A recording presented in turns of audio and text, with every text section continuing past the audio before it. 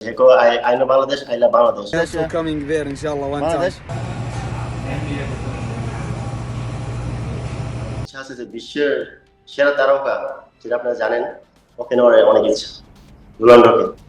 বিশ্ব ফুটবলের মহাতারকা Cristiano Ronaldo থেকে নেইমার জুনিয়র, সবার সঙ্গে বাংলাদেশের একজন প্রবাসীর অনেক ভালো সখ্যতা রয়েছে, যেটা আমরা অনলাইনে দেখতে পাই। সৌদি প্রবাসী সাব্বির আহমেদ বাংলাদেশের নামটা সব জায়গায় ছড়িয়ে দিচ্ছেন ফুটবলারদের মধ্য দিয়ে। আজকে আমাদের অতিথি রয়েছেন সেই সাব্বির আহমেদ, যুক্ত হচ্ছেন সেই সুদূর সৌদি আরব থেকে। সাব্বির আহমেদ, আপনাকে স্বাগত জানাচ্ছি ৭১ খেলাযোগে। সবার আগে জানতে চাই, কেমন কাটছে আপনার দিনকাল? আমি সবাই জানাচ্ছি ৭১ টিভিকে ধন্যবাদ আপনাকে ভাইয়া। দিনকাল আলহামদুলিল্লাহ ভাইয়া ভালো যাচ্ছে। আমরা একটু জানতে চাই, সৌদি আরবে আপনি কত বছর ধরে আছেন, কিভাবে সেখানে গেলেন এবং আপনি বর্তমানে সেখানে কাজে নিযুক্ত আছেন, এবং পাশাপাশি ফুটবলারদের সঙ্গে আপনার সখ্যতাটা আসলে কিভাবে গড়ে উঠলো? আমি আসছি সৌদি আরবে 2018 সালে। আর আমার ছোটবেলা থেকে ছিল আমার একটা স্বপ্ন যে আমি একটা বড় একটা ফুটবল খেলোয়াড় হব। তো সেই স্বপ্নটা আমার বাস্তবায়ন হলো না। আর সেক্ষেত্রে আমি যখন ফুটবল খেলোয়াড় দেখি, আমার ভিতরে একটা অন্যরকম একটা অনুভব প্রকাশ করে। সেই ক্ষেত্রে আমি পৃথিবীর যত বড় বড় খেলোয়াড় যাদের বাস পর্যন্ত আসছে, আমি বিশ্বের অনেক খেলোয়াড়ের সাথে আপনারা দেখেছেন, আমি সাক্ষাৎ করেছি। এটার অনুভূতিটা আমার একটা অন্যরকম একটা ফিল, যে ওদের সাথে দেখা করা। এবং পাশাপাশি আমার দেখা করার পাশাপাশি আমি কিন্তু এখানে আমার যে বাংলাদেশ, আমি বাংলাদেশের কথা কিন্তু ওদের কাছে বলতে পারতেছি যে আমি একজন বাংলাদেশি।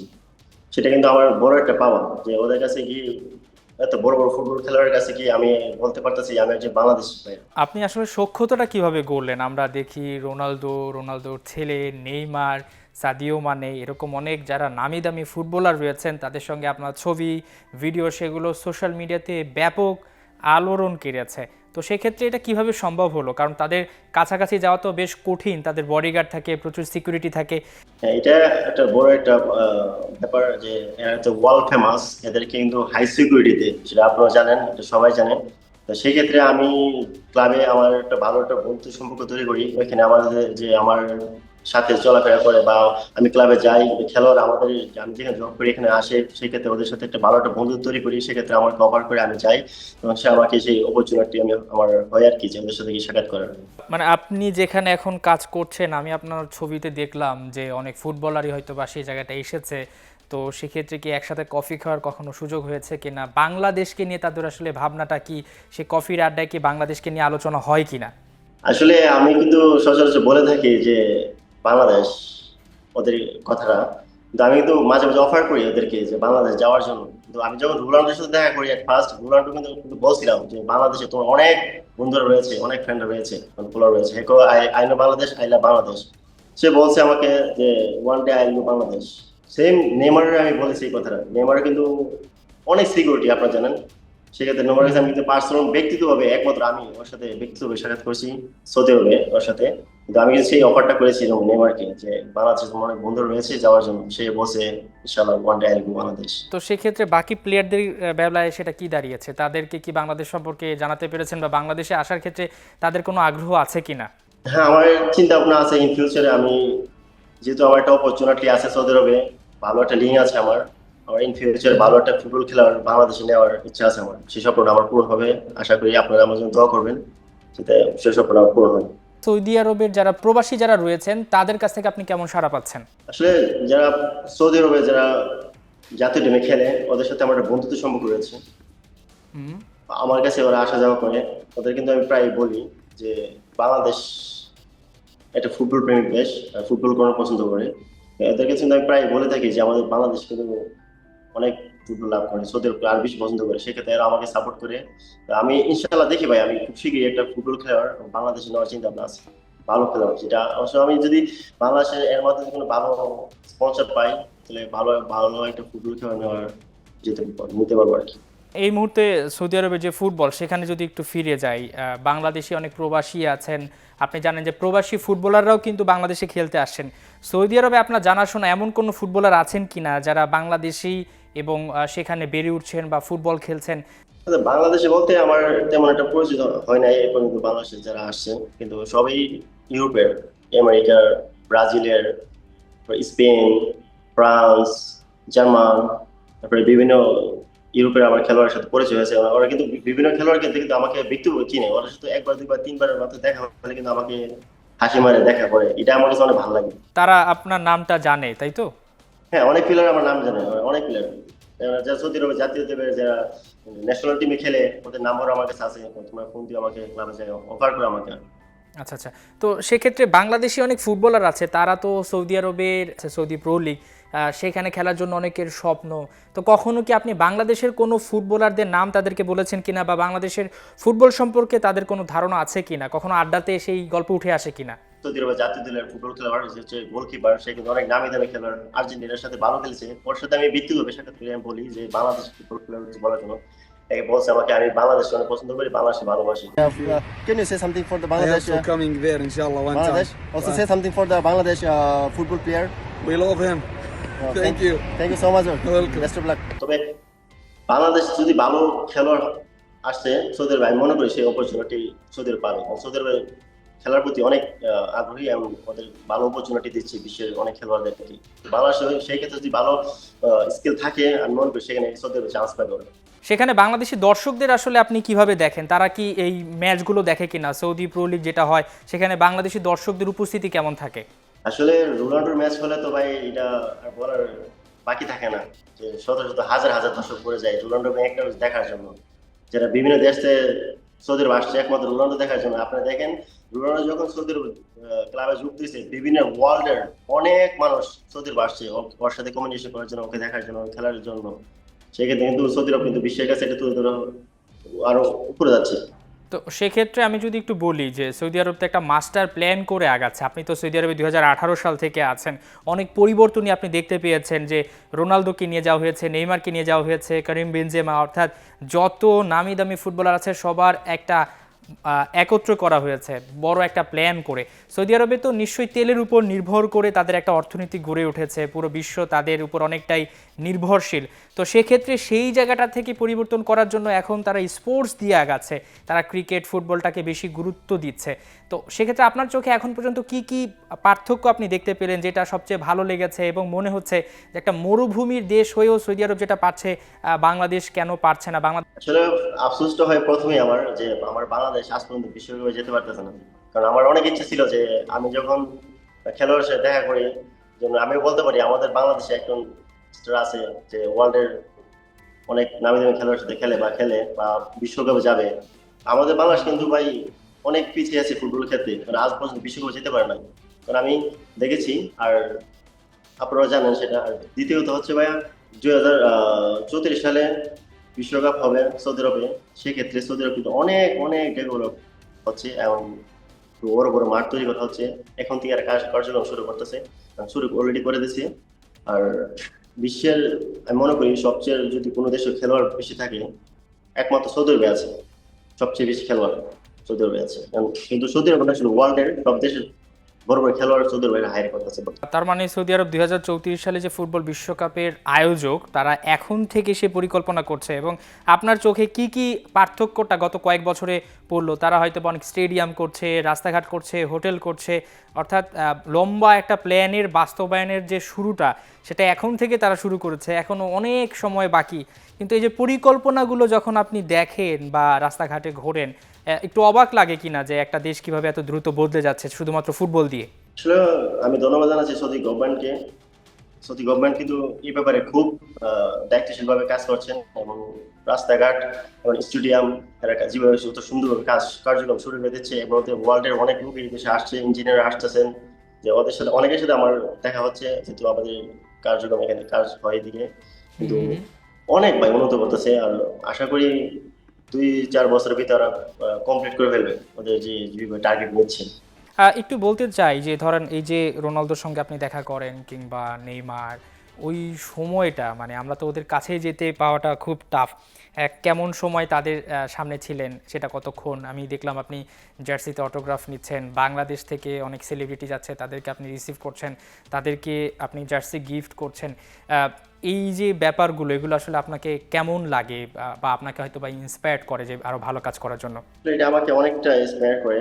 কারণ আমার দেশের লোক যদি কেউ আসে, আমি যে বলি যে আমি একজন বিশ্বের নামিত সুপারস্টার সাথে দেখা করেছি। এরা কিন্তু আমাকে একটা প্রাউড ফিল করে বলে, সাবির রিয়েলি তোমাকে নিয়ে বাংলাদেশ গর্ব করি, তোমাকে নিয়ে তুমি একটা বিশ্বের নামিত খেলোয়াড়ের সাথে দেখা করে। আপনি দেখছেন কদিন আগে বাংলাদেশের আসিফ ভাই আসছে এখানে, আমি আসিফ ভাইকে দেখাইছি যে আমার ছবিগুলা, Neymar, Ronaldo, Talisca, Sadio Mane এবং আরো অনেক সুপারস্টার বাংলাদেশ থেকে আসেন। সবার সাথে আমার যতটুকু পারি দেখা করি, চেষ্টা করি ওদেরকে যেন দেখায় যে বিশ্বের নামি দামি খেলোয়াড়ের সাথে আমার উঠা বসা বা চলাফেরা করছি, বা ওদের সাথে আমি সেলফি নিছি, কয়েকবার সচরাচর দেখা করছি। ওরা কিন্তু আমাকে নিয়ে মানে প্রাউড ফিল করে বলে, Sabir really I am proud feel you, এটা বলে এবং আমার নিজের ভালো লাগে। হ্যাঁ, অনেকে বলে যে আমি আজ পর্যন্ত আমায় ব্রাজিলকে সাপোর্ট করি, আমি নেইমারকে দেখতে পারতেছি না, বা আমি পর্তুগাল সাপোর্ট করি, রোনাল্ডো আজ পর্যন্ত দেখতে পারতেছি না, তুমি দেখতে পারতেছো বা দেখছো, ছবি তুলছো, এটা আমাদের কাছে অনেক কিছু। বাংলাদেশ সম্পর্কে তো ওদের অনেক ভালো একটা ধারণা তৈরি হয়েছে, বাংলাদেশে আপনি তাদেরকে নিয়ে আসতে চাচ্ছেন। আপনি এ নিয়ে কি বাংলাদেশের কোনো হাই কমিশন বা কারোর সঙ্গে এখন পর্যন্ত কোনো আলাপ করেছেন কিনা? হ্যাঁ, আসলে কদিন আগে আসছিল যে গুলশান কোম্পানির সিইও আসছিল বাহার ভাই, ওনার সাথে আমি কথা বলছি বিষয়টা নিয়ে। ভাই বলছে আর বাংলাদেশে গিয়ে আর কয়েকজনের সাথে কথা বলে যে আমাকে জানাবে কিভাবে ওদেরকে বাংলাদেশে গেলে সিকিউরিটি এবং যে একটা মোটা অঙ্কের একটা অর্থের ব্যাপার স্যাপার আছে ওটা আমাকে জানাবে বলছে। তো ওটা যদি আমাকে বলে আমি দেখি, আমি ওই ক্লাবে কথা বলে, যেহেতু আমার একটা ভালো একটা অপরচুনিটি, ক্লাবে একটা ভালো একটা বন্ধুত্বের সম্পর্ক রয়েছে ওদের সাথে, বা অপারেশন ম্যানেজারের সাথে কথা বলে আমি ওদেরকে নেওয়ার চেষ্টা করবো ইনশাআল্লাহ। মানে আপনি কি পুরো মানে এরকমটা বলতে চাচ্ছেন যে সৌদি আরবের যে ন্যাশনাল ফুটবল টিম আছে তাদেরকে নিয়ে আসার কোনো প্ল্যান, নাকি ব্যক্তিগতভাবে এমন কোনো ফুটবলারের সাথে আপনার সখ্যতা আছে যাকে সবাই চেনে জানে, তাকে নিয়ে আসতে চাচ্ছেন? আসলে সৌদি টিমটা এটা নেওয়া যায়, এটা নিতে পারবো, সমস্যা নেই। তবে আমার ইচ্ছা আছে যে বিশ্বের সেরা তারকা, যেটা আপনারা জানেন, ওকে নেওয়ার অনেক ইচ্ছা, রোনাল্ডোকে। রোনাল্ডোর সাথে আমি কয়েকবার দেখা করেছি, অনেকবার দেখা করেছি। এবার আপনার দেখছি রোনাল্ডো ছিল আমাকে অনেক ব্যক্তিত্ব করে চিনে মনে হয় আমাকে। আর রোনাল্ডোর সিকিউরিটি ক্লাবের অনেকেই আমাকে চিনে, তো ওদের সাথে আসা যাওয়া হয়, মোটামুটি ভালো একটা সম্পর্ক আমার রয়েছে। বাংলাদেশ সম্পর্কে তাদের আসলে ধারণাটা কি, মানে বাংলাদেশ কিরকম দেশ, তারা কি বলেন যখন বাংলাদেশ নিয়ে কথা হয়? আসলে বাংলাদেশকে এরা বাংলাদেশ বলে যে আরো এগিয়ে যাওয়ার জন্য, যেহেতু বাংলাদেশে আজ পর্যন্ত ওয়ার্ল্ড কাপ যেতে পারে না, সেটা আমাদের জন্য একটা ব্যর্থতা। আমি মনে করি যে আমাদের বাংলাদেশ স্পোর্টস আরো ভালো দিকে একটু নজর দেওয়া দরকার, যেহেতু আমাদের বাংলাদেশ ইন ফিউচারে ওয়ার্ল্ড কাপ যেতে পারে। তো সেটা অনেক সময় যখন আমি অনেক কোর্স বা ইন্টারন্যাশনাল খেলোয়াড়ের সাথে দেখা করি, তো বলি যে বাংলাদেশে আসছি আমি, তো বাংলাদেশি, তারা অনেকে বলে হ্যাঁ চিনি, বাংলাদেশ তো আরো এগিয়ে যাওয়া দরকার। এটা আমি মনে করি, সবাই মনে করি এটা।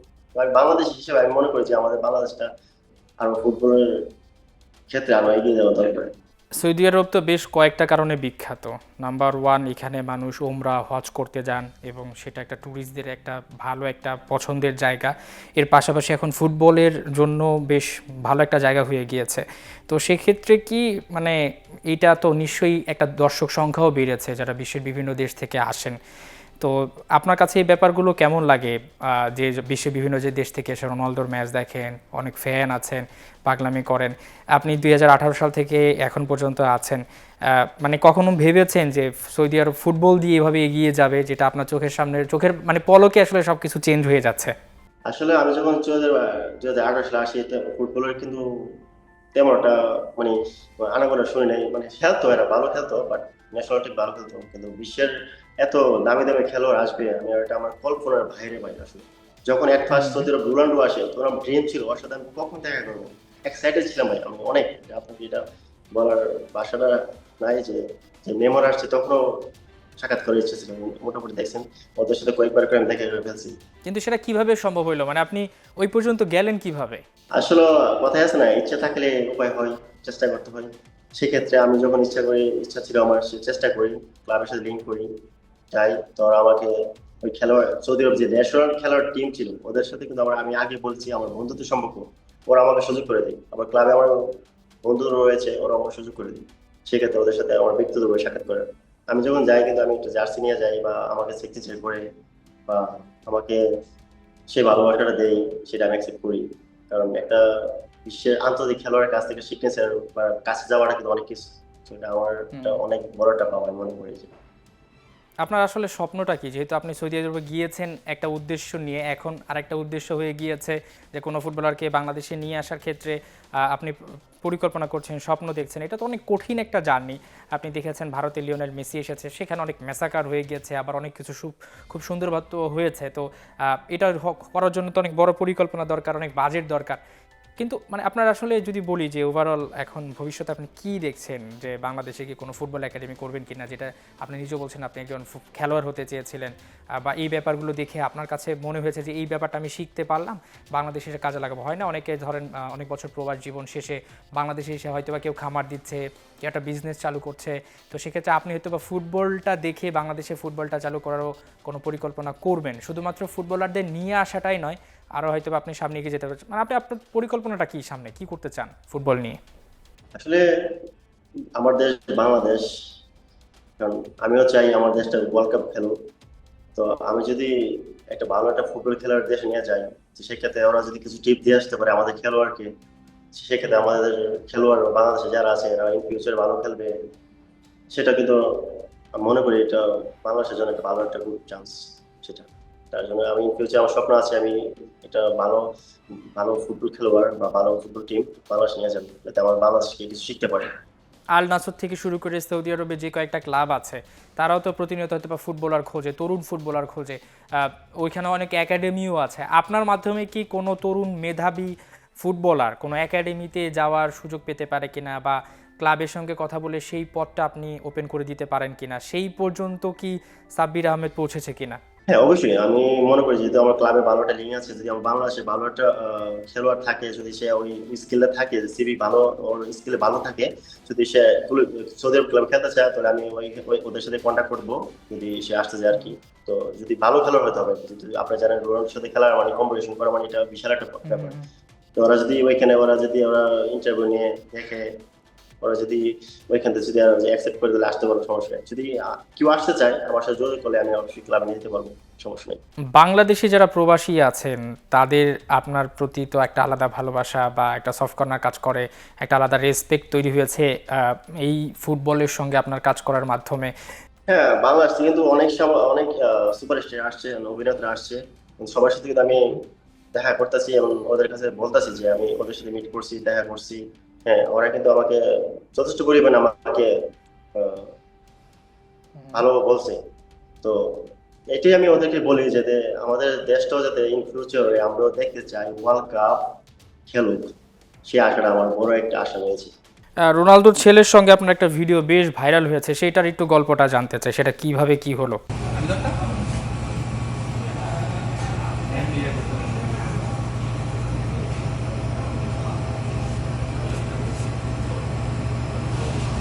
আসলে রোনাল্ডো দেখেছেন এটা ওয়ার্ল্ডে অনেক জায়গায় চলে গেছে, প্রায় 7-8 মিলিয়ন হয়ে গেছে, অনেক হয়ে গেছে। তো রোনাল্ডোর ছেলে কিন্তু ওর বাপের মতো না, ও একটু অন্যরকম মনের বাপ। যেমন মিশুক, যেমন আমি যেন এক পাশে যাই রোনাল্ডোর কাছে, সে আমাকে কাঁধে হাত লাগাইছে, হাত টান দিয়ে নিছে, কথা বলছি আমি আমি বাংলার সঙ্গে বললাম। কিন্তু রোনাল্ডোর ছেলে কিন্তু একটু অন্যরকম মানে, একটু ভালো ছেলে, ছোট বয়স্ক, কিন্তু ও একটু ফেমাস, সেটা আপনারা জানেন, কিন্তু ভালো মানুষ।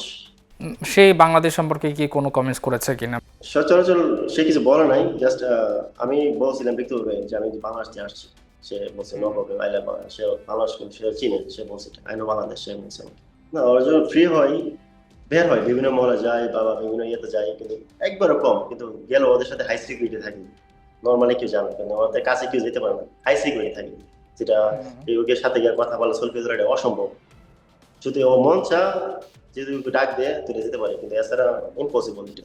সৌদি আরবে যারা লোকাল রয়েছেন, যারা বিভিন্নভাবে বাংলাদেশিদেরকে কাজের সুযোগ দেন, বা তারা তো হয়তো অনেক ব্যস্ত থাকেন বিভিন্ন বিজনেস নিয়ে, বিভিন্ন দোকানের মালিক হতে পারেন, বিভিন্ন ব্যবসার, তো তারা কি বাংলাদেশের ফুটবলটা কোনো সম্পর্কে জানেন কিনা, বা এখন বাংলাদেশের ফুটবল সম্পর্কে কি নতুনভাবে পরিচয় করিয়ে দিলে সেই মূল্যায়নটা পাওয়া যায় কিনা, যেটা আগে হামজা চৌধুরীর আগে হয়তো খুব একটা ছিল না, হামজাকে সম্পর্কে বা তাদের ধারণা কেমন? আসলে সৌদি আরব যারা আছে মোটামুটি, কিন্তু এখনই সচরাচর কিন্তু সৌদি আরব যেহেতু একটা ফুটবলের প্রতি একটা আহ, নেশাই বলি, ওরা কিন্তু বলতে পুরো ওয়ার্ল্ডের মানুষ নিয়ে আসছে ফুটবল জগতে যারা সুপারস্টার আছে, সেক্ষেত্রে আমাদের কর্মজীবী যারা প্রবাসী আছে এরা কিন্তু ফুটবলটাকে অনেক সাপোর্ট করতেছে। আমি তো আপনারা দেখেছেন বিভিন্ন জায়গায় যাই, আমাদের বিভিন্ন যে ব্যবসায়ী ভাইয়েরা রয়েছে সবাই বিভিন্ন দেশেই, এরা কিন্তু ফুটবলে অনেকেই সাপোর্ট করে। কিন্তু হামজা কিন্তু আমাদের গর্ব, আমি মনে করি যে আমাদের বাংলাদেশে জন্ম, হামজার মতো হয়ে যদি আরো বাংলাদেশে আরো খেলে, আমি মনে করি যে ইন ফিউচার আমাদের দেশটা ভালো কিছু হবে এবং সবাই সাপোর্ট করে আমাদের দেশটাকে ফুটবল দিয়ে এগিয়ে যাবে ইনশাআল্লাহ।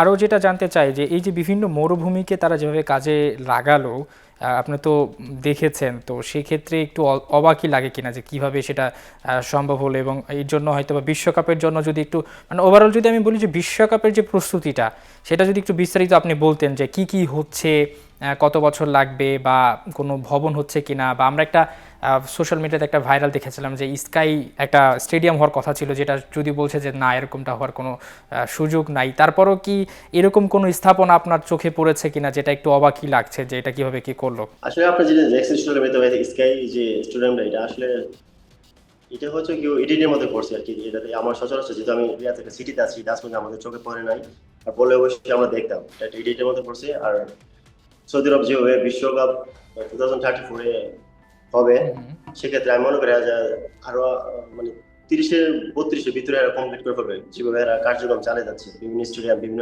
ডিস্ট্রিক্টে যেভাবে কার্যক্রম স্টার্ট করে দিচ্ছে এখনই। তো এরা আগেই কমপ্লিট করে ফেলবে আমি মনে করি যেটা। আর যেটা হবে সৌদি আরবে, এটা হচ্ছে বিশ্বের সবচেয়ে সেরা খেলাটা সৌদি আরব হবে, যেহেতু যেভাবে কার্যক্রম করতেছে। আর যদি গভর্নমেন্টও সেটা প্রতি নজর দিয়েছে ক্রীড়া অঙ্গনে। কাতারে যে বিশ্বকাপটা হয়েছিল 2022 সালে, সেখানে আমরা দেখেছিলাম প্রবাসী বাংলাদেশি কাজ করেছেন, বিশ্বকাপের সঙ্গে জড়িত ছিলেন। সৌদি আরবে কি এই যে নির্মাণ কাজের সঙ্গে নিশ্চয়ই বাংলাদেশিরা অনেকে যুক্ত আছেন, তো সেখানে হ্যাঁ, এটা অবশ্যই, আপনার কাছে হ্যাঁ। কেমন কেমন লাগে যে বাংলাদেশ সব জায়গায় যুক্ত আছে?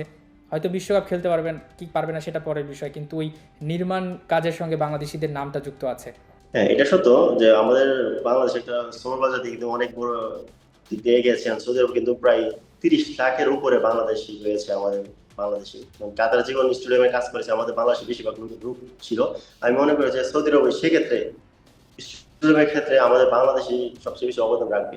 নিঃসন্দেহে আমরা সেই প্রত্যাশা করছি। সাবির আহমেদ, আপনাকে অসংখ্য ধন্যবাদ আমাদের সঙ্গে যুক্ত হওয়ার জন্য।